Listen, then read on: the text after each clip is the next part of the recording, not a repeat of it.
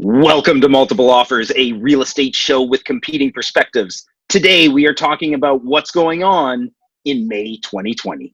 Put that coffee down. Put that coffee down. If you're good at something, never do it for free. Too late to get the gig? Well, you know, they were hiring. Coffee's for It was only a closers, 2-week Jared. course. Fair enough. So today we're going to be getting into everything that's going on with, we just got the stats in from last month, April 2020, which is the very first month that was a completely COVID month, as opposed to March, which some of it was business as usual. So the stats were a little skewed. But before we get into all of that, what's been going on, guys? You've been busy. Same old. It seems like more listings now. Yeah. That's a transition for us. Yeah, for sure. I think we'll end up talking a little bit about that as we go, for sure. Yeah, we've been preparing listings the last few weeks. We've been talking on these different episodes, but yesterday was the first time we actually launched one. The first one we had been preparing got delayed. So we only just released it yesterday. Nice thing is we're getting some calls on it. So we'll talk about that, maybe include that more in our discussion here today. But nice to have something going again. Yeah. How about you, Jeff? For sure. Well, so I want to preface this with the fact that I don't have any reason to believe that I have COVID, but I got a COVID test yesterday. The reason being is I've been fighting a cough and I've been stuffed up. And as a lot of our listeners know, my wife has a very compromised immune system. So I called my doctor and they decided to get me in and go for a test. And I've been living in isolation in like the master bedroom is basically where I've been for the last 2 days. But that sounds hard. Well, I've got, you know what? It is and it isn't. Because when I'm hungry, I just text. I'm like, bring me a sandwich. It's been okay. I mean, I'm FaceTiming with the kids, even though they're in the house, which is a little weird. But I've got a nice balcony. I did a bunch of work sitting on the balcony yesterday. It's been all right, and I should have the results back. Like hopefully by the time we're done this podcast, I'll have the results back, and I can just go back to normal. But do you guys know what's involved in the COVID? It's a test? brain biopsy. Swab your brain from in your nose. Pretty sure. Oh my, yeah. Like, and my wife lied to me. She's like, oh, it's just like a swab. So I go to this little parking lot in Vancouver, and there's I'm the first one there. I got there early. And so I drive in, and you wear a mask until they tell you to take it off. And this guy in full hazmat suit comes out, and he's like, just so you know, this is going to be unpleasant. And then he like feeds this tube and like, it's just going down my nose. I'm like, oh, maybe they're just taking some mucus from my nose. Like, no, that's he's still going. He's like, and then like at a certain point, I just start having a coughing fit as this thing's like threaded further and further into my body. And then, he's got to do it again. He's got to like fish it back out and pull it. And it's like scraping along everything. It was unpleasant was a wild understatement. It was not a fun experience in the slightest. You'd think there would be a better way to do it. It just seems like I've got, go in my mouth. There's all sorts of places, but the full nose brain swab. Well, I was totally ignorant. I kind of was expecting them to just like stick a piece of like a Q-tip in my mouth or something. Like I was not prepared. Jeez. Well, hopefully you get your negative back soon and things get a little more back to normal. Yeah, I mean, I'm already feeling better. I mean, the if I did have it, it's not going to be bad. But the problem is you can be an asymptomatic carrier, right? Which I don't think is the case. Knock on wood. I think everything will be fine, and I'll be back to showing places this afternoon. So We'll see how that goes. It's important too for just in good conscience, because we all got our COVID forms now for before we're doing showings and things, just to make sure if you left the country, all the typical questions, and it would be hard for you to go ahead with that, even though it's like common cold or allergy, 100%, and you're like, I can't in good conscience be showing these properties potentially because of my symptoms. So yeah, totally. Cool. So a day or so. Yeah. So anyway, on that note, we got the stats in. Did you guys get a chance to look over what's been going on in the market? Yeah, I've looked at them. I took a high level look, very, very broad. So I have my general senses and opinions on the market. If you want to dig into stats specifically, you're welcome to take the floor. Yeah, well, I mean, a few things stand out. I don't remember. I think it was Jer a few episodes ago talked about how while the numbers were really going to be down, that the sales ratios were what was important. And Jer, that was you, right? That's been my thought, and is still for the most part my thought. Yeah, and for the most part in New West, I mean, the sales ratios got beat up, but definitely not as beat up as I think they could have been. They're houses are sitting around 13 or 14%, and condos are around 15%, which for those of you who aren't realtors and consume this stuff all the time, that's where a balanced market lives. That's sort of, now it never stays balanced for very long. It's when it drops under 10% that we start seeing real drastic changes in pricing. So, I mean, even though it's not good, we were sort of between 20 and 25% before all of this started. I don't know. I was preparing for it to be worse than it was. Yeah, and if you look at historic listing, when we take this from the lens of supply and demand, and you look at historic listing amounts, we're still really on the low side.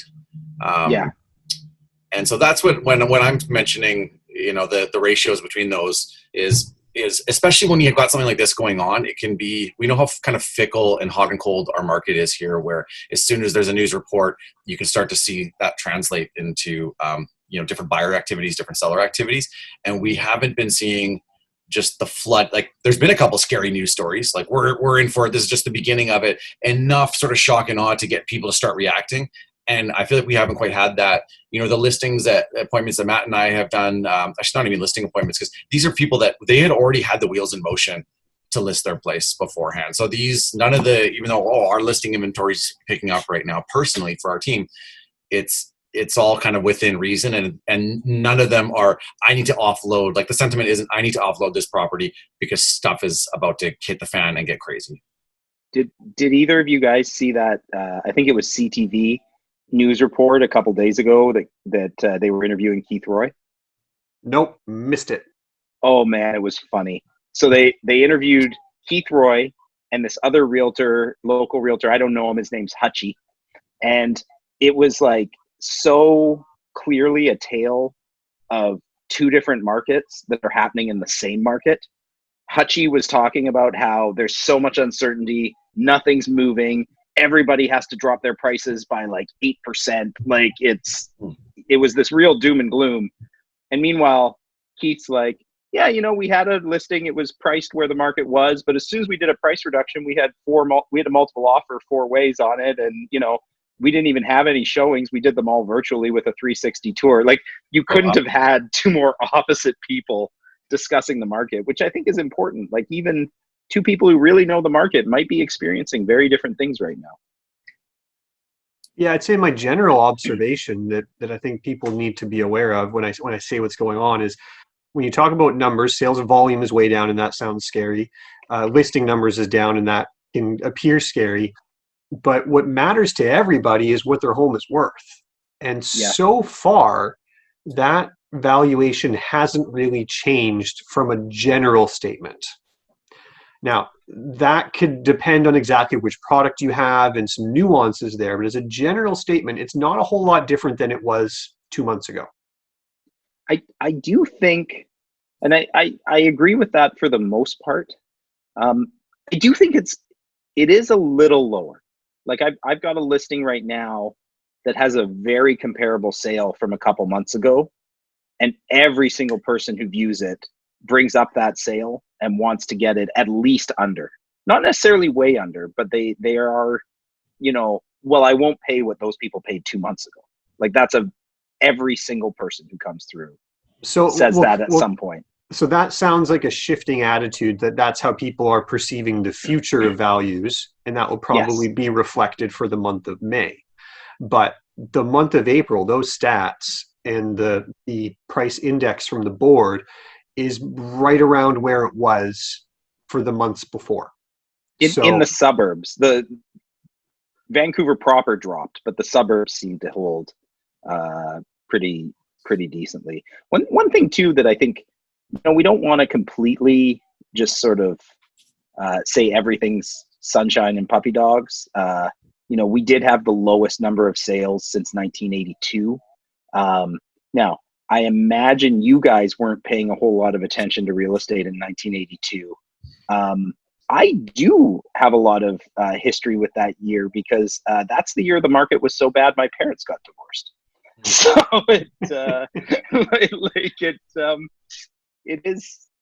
it isn't all good news, but within the sort of bad news that we all knew was coming, I don't think it's not hopeless. Homes still are selling.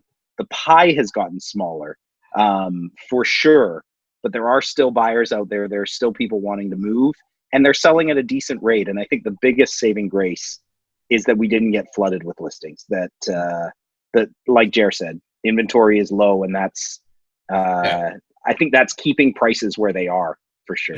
If anything, for realtors listening, I mean, this obviously it's fewer sales means that there's less going around for us, and we see that fluctuation just in like last year's medallion, your top 10% for the real estate board. Just seeing the fluctuation of those numbers of what it takes and what's going around, and a lot of agents that are all sort of buying for that business. So certainly it's going to affect us in that regard. And that, just to touch on what you're mentioning about the buyer sentiment of, well, I'm not paying that. That's definitely going around, where you've got, well, I've heard that things could be going down, so I don't feel like I should be paying a few months ago prices, but yet they're still out there and they're still wanting to buy something. So it's kind of interesting, and if the sellers stick to their guns, like someone eventually will just pay it, and it kind of is what it is at that point. Yeah, it's really tough to compare it to historical scenarios, like when you talk about 1982, Jeff, right? Because this isn't based on any market pressure that's brought us here. It is a very abrupt, forced pause on activity. Yeah, 1982 was double-digit interest prices. That's what was causing, that's a market. People couldn't buy. Yeah, those are economic factors, right? Where people maybe had desires but couldn't. Whereas today, it's sort of a lot of people were just told to stay home for the month of April, right? Yeah. So it could change a lot. I really don't know what's going to happen, but I just want to kind of leave the door open to say that. Well, why don't you know, Matt? So, Jeff, as restrictions are eased in the month of May, it certainly seems to me that a lot more people could come out of the woodwork, start engaging, and just that volume alone could be a good thing just to sustain the market. So it's really hard to know. I've written this to a few people that I don't know what will happen with prices one way or the other. Volume should pick up from where it was in April just because people were told to stay home. So it's kind of goes without saying that there should be more volume in May than there was in April. People are hopeful that the market's going to crash. I've had a few people talking like that. And then for sellers who are wondering, well, when should I cash out if I really do think I need to sell? I was looking at trends historically when the market falls and then recovers, and it takes about a year for the fall to finish and then the recovery to kind of do its thing to know that things are good again. So if a seller is wondering, you're going to be waiting around for a while. Now, unless you're also going to buy, because then it doesn't matter. If you take a haircut on your place, but you can pass that beating that you took onto what you buy, I mean, then it's all good, right? It's all relative. I think is perfectly fine. Yeah. People who are maybe getting out of the market now I would be very cautious about completely pulling your money out right now would be, I think, very high risk. Mm. And I think, speaking of haircuts, which we all need, except Matt, the I can see your nice trim and proper and no beard. I feel like there was enough demand leading into this, certainly for condos, and houses were picking up too, in New Westminster, because that's the bubble that we pay attention to the most. Shouldn't say bubble. Anyways, people are waiting for this to be over, and as long as they're still working, they will be ready to go start looking at places again. It's potentially in June there's going to be some normalcy to things. I think there's still the possibility of a delayed spring market, that we get our spring market in the summer. We'll see. I mean, Dr. Bonnie was talking about sort of easing the restrictions, but not fully coming out of it. You know, as long as there are people employed, but I think we had so much demand before all this slowed down on Crazy. condos. And inventory never really recovered. There were always fewer places. Like, I'm looking at condos right now, and historically, April last year, 365 listings, and we're at 238. So we're still such on like the lower end of that scale that there aren't as many good options. And it doesn't take long for that to translate into, crap, that place I liked just sold. Is there going to be another place? And all of a sudden, buyer, the psychology, they want to start looking a little bit harder, or trying a little bit harder, maybe start writing better offers if they were writing low balls in the early stages of this.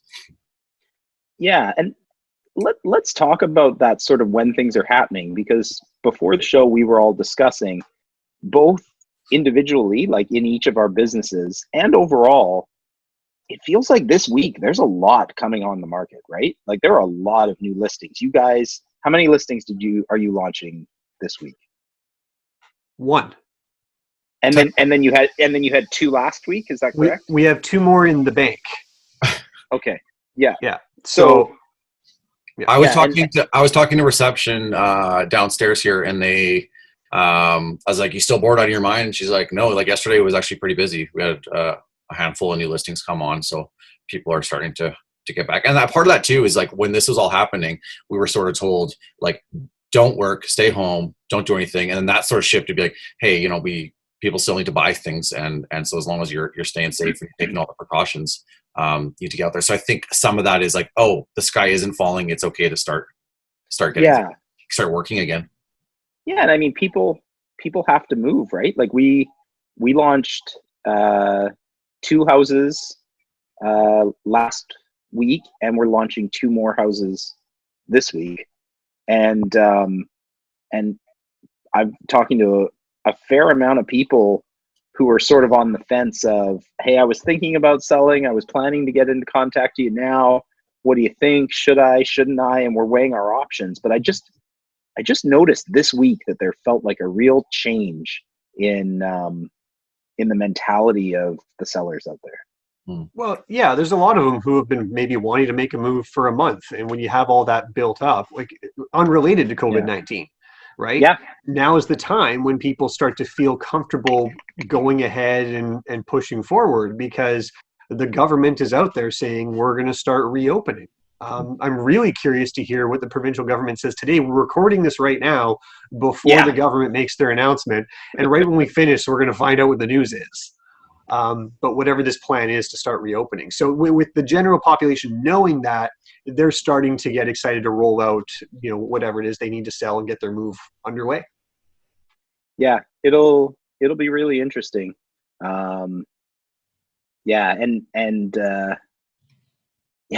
mean, even if things don't slow down, I almost see like we'll still see an increase in listings, because I think either way, either they announce that they're lifting restrictions and people are like, okay, time to move on with my plans. But I think there's also this mentality of, okay, well, if this goes on for a year, I can't wait a year. Waiting a year. Yeah. I've just noticed, like, just in my neighborhood, more people are outside this week. Lots of people are social distancing, but socializing. Like, I see people, right now you guys can't see, but outside of me, I'm looking at a park and I see people, you know, they're standing out there, they're having a chat, they're well distanced away, they're doing it safely, but I didn't see that last week. There weren't people just hanging out in the park talking. Like, I think people are now adapting. Yeah, I think we can't help but have an influx of inventory in the next few weeks. I mean, this is like, typically this is the time people were planning. When we had conversations in January with people, they're like, keep me posted, but this is the year. They're getting their place ready. They're painting fences. They're doing these little touch-ups and things like that. This is kind of already the plan. So you have that mixed in with, I didn't list my house in April or March and I was going to. So we're it's inevitable. I was talking to a friend of mine out in Ontario who, you know, Ontario got hit way harder than we did. They really got beat up and prices were falling drastically. And, you know, I was just having a chat with him and I was like, well, what about this week? Like, is it the same? And he's like, no, totally turned around. Like, prices fell enough that the market was like, okay. And all of a sudden he's like, I'm busy. It feels like spring. So I mean, I think that's really helpful too, is, you know, if the rest of Canada manages to do well, that just lifts us all up, which, you know, Toronto, I think, was the most inflated market in Canada. They were rising at such a high rate that I think seeing them already in some sort of form of recovery, I think is going to give a lot of confidence to people. That's a good thing to touch on too, because the people that you like, one of the stories was, and again, people get the numbers mixed up because they see like sales are going to be down. It's going to be like 1980s. It's just all this stuff. Yeah. And they're not necessarily, they hear that like market's going down 50% and they think like prices. That's kind of where their brain goes a lot of times. Totally. We need to clarify that. And what are we talking? Are we talking about Greater Vancouver? Are we talking Canada? Obviously that's important to note, but for like that, it always happens that way, that yes, when things are going down, but what, like in our market here, you're looking at 5% drop, like maybe 10, and like horrible worst case scenario, maybe like 15. But as soon as you get that first, you know, few percent off, 5% off, there's a magic number there when people are like, okay, that's enough, I'm fine with that. And then they start buying, and then it's not a gentle curve. Like if you look at what happened in the past 6 months, it's a very jagged sort of like, okay, things have changed, and the trajectory completely shifts. Totally. Yeah. And I think people are always, especially with Greater Vancouver, they're always so optimistic, the people waiting to get into the market, on how much the market's going to drop. And even at the absolute worst, it never has. Like it's never been, like I had somebody post on one of my listing ads I was running last week. Call me when the market drops 50% in the next 6 months. And I'm like, yeah, okay, well, market drops 50%, the entire country implodes. Like that's, you know, you better hope that doesn't happen, because nobody can renew their mortgages if they've got, you know, 50% of their value in their homes. But 10% is a big difference, and that sparks growth. Yeah, totally. I think for anybody who always is out there thinking when things are going to drop a lot, 10% is about all it takes to really push things. Yeah, I agree with that. I'm super curious what you guys think. Like, we've had to completely change the way we do business right now. And going forward, as restrictions lift, do you think that there are things that will become the new normal that we've implemented? Like, do you think open houses are coming back like they did before? It depends if this thing's just the new norm and there's this killer virus out there. Then yeah, we might see all our social interactions could be changed forever. But I don't know if that's the case. And we'll have to see. But yeah, it has been interesting not having open houses on Saturdays. Yeah, I think open houses are going to be a thing of the past for probably a year or two, as far as an advisory to avoid them. And then it's going to be up to us if we want to bring them back. And there might be a segment of people who go like, we're all used to not doing this, so maybe by then there will be fewer of them, because we've created all of these other systems with videos and virtual tours that the open house isn't necessarily so important. But I think there's going to be at least a year where it's an advisory not to host open houses. Yeah, I think it's going to be a long time before we do an open. And I'm just curious if the public sort of gets on board of like, no, I can do the 360 tour. I watched that awesome video. I'll call you if I want to take a look at it. Like, I wonder if right now we sell, hey, or not right now, but before we used to sell volume, right? We're going to get so many people through your home. And I just wonder if that mentality will shift a little. That's definitely interesting. It's, I think right now this is going to be a sign of whether or not the public's going to embrace these new things, like the new technology. Yeah. So that'll be, I mean, we've been talking about this forever of how like one day you're not even going to go into it. You're going to put on your VR glasses and that's how you're doing, that's the future of real estate and all this stuff. And it just really depends on whether or not the public is going to embrace that. I think maybe more pre-qualifying before showing the listings. We trust that our colleagues, the other real estate professionals are having their clients pre-approved before they're coming into our properties. But now we've taken that another step where, have you looked at the floor plan? Have you street viewed? So pre-qualifying people in that way, that'd be really great if that could stick around, or people actually were like, show me that you've watched the video, you've gone through these things ahead of time. It's obviously not going to replace the showing, but I think just as a way to say like, have you looked into this a little bit, or did your client just send you a handful of listings and you're just going to go see them? Yeah, I mean, I think people still need to physically walk through at some point in the sales process. I'm just maybe overly optimistic, but just wondering, like right now we're putting up all these gates. Like, you have to tell me that you have to confirm that you're healthy. Like Jer said, you have to have said that you watched the video. Maybe you ask them to drive around the neighborhood first, and just whether some of that stuff will last. I don't know if you guys feel the same way, but real estate, more than it ever has in my career, feels like a regular job right now. Like, I get up, I start working at 9 a.m. I work till 5 p.m. Like last week I had one showing after 5 p.m., but the majority of the showings, because people are home, and this will change back when it goes back to normal, I think, but the majority of showings happen in the afternoon. Like, people are like, yeah, I can come look around one or two. Like, I can duck out of working from home for 15 minutes to go look at the home. And I've been asking everybody when they come, like, oh, are you looking at a few today? And I'd say 80% are just looking at one home. They're just going to go take a look at one home and go do their thing. It's just a very different way of doing business. I can't say I mind it. I kind of like, oh, my weekends I just play with my kids and like make breakfast and hang out with my wife. Like, it's kind of nice. And normally we're dealing with like a real urgency with real estate. Yeah.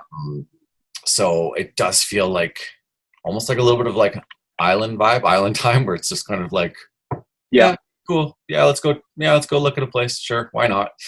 What's going on? Nope. My boss thinks I'm at home working. Yeah. So I'll have to put pants on, but I mean, other than that, it's not like it's not too difficult. Yeah. Although I'm sure I miss being busy. Like, sometimes I'm like, oh man, like I used to have to do like way more things during a day. But it'd be nice if some of it translated. Maybe what do you think, Matt? It's hard to know. I mean, I think just like we won't be able to do open houses for a year, a lot of people are going to be working from home for the next year or two. Like the office dynamic is going to be different just in the workforce. So there will be more people available to do these midday showings, which will be great. I'm on board with that. I've always tried to sort of fit that stuff in to try to keep weekends less full for work so that we could have some family time. But I mean, people are going to get used to it, just like the way that agents got used to everything. Like, new agents think everything is a multiple offer. New agents think all offers are done remotely, when we used to no showings until the open house. Yeah. Yeah. They get used to these things because they were a trend for a year. They don't know any better, right? And that might just sort of become a trend. And as we get the consumers to adapt, they just might never go back, because it's just the way things are done now. Well, and they might just stay, like, I think there might be a lot of jobs that don't go back to an office system after this. Like, I think there's probably a lot of people working from home that like I know a few people I've talked to who have been like, yeah, I've approached my employer and been like, hey, we can keep doing it this way. Like I'm just as productive at home as in the office. Wow, you have friends that don't Scott's kids, hey? Yeah.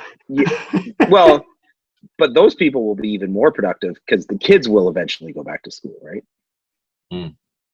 I don't like working at home. I actually like coming into the office and hanging out with, yeah. I prefer. I like prefer working from the office way better. Yeah, me too, Jared.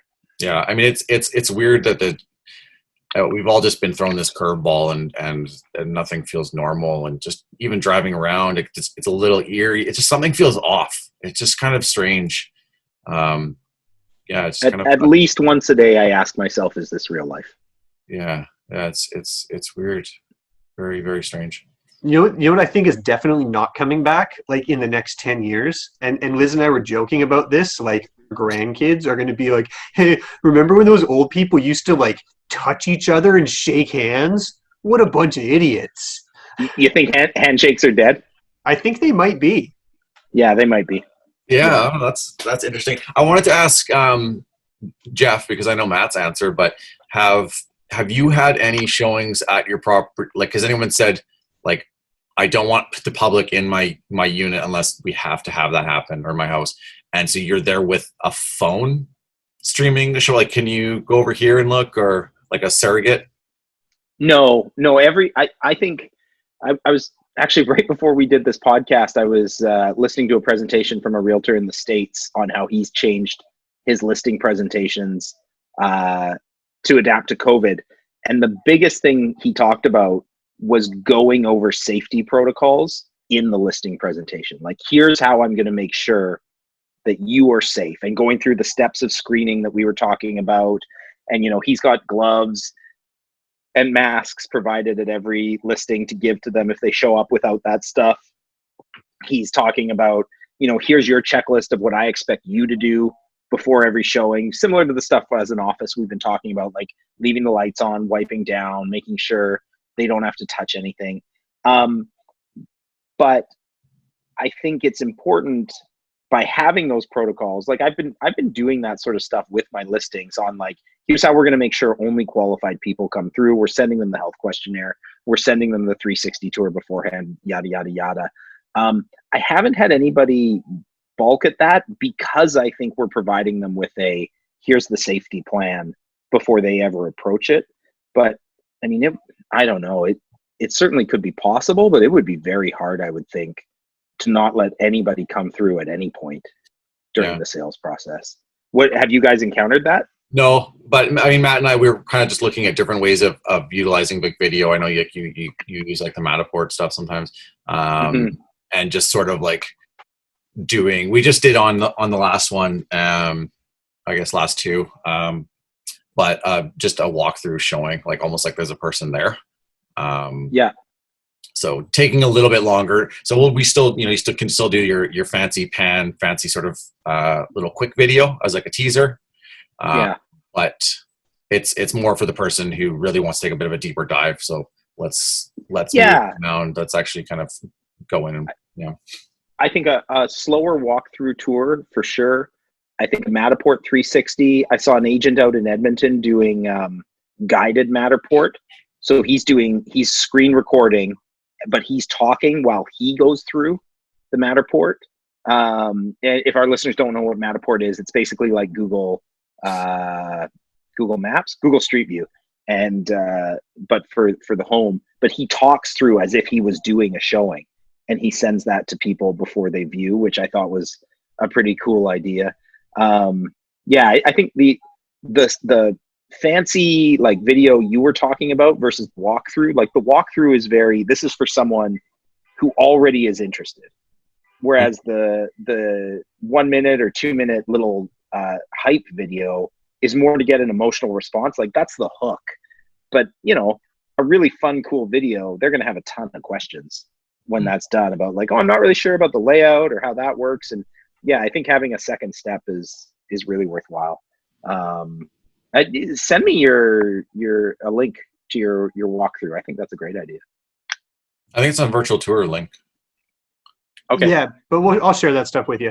Yeah, we're kind of looking at it, which I think will always go forward with our business now, is 2 steps, like you said, Jeff. A short one that's kind of like a commercial, and then Totally. a second one that is an actual tour, a walkthrough. Agents can do that a lot of different ways that they want, but Jared and I are enjoying the way we're doing it, as if we're hosting someone who's in the property. Come on in, we're chatting with you, we'll show you around a little bit. Yeah, that's great. Cool. Well, was there anything else you guys wanted to touch on, or? No, I think that's the here and now for early May 2020.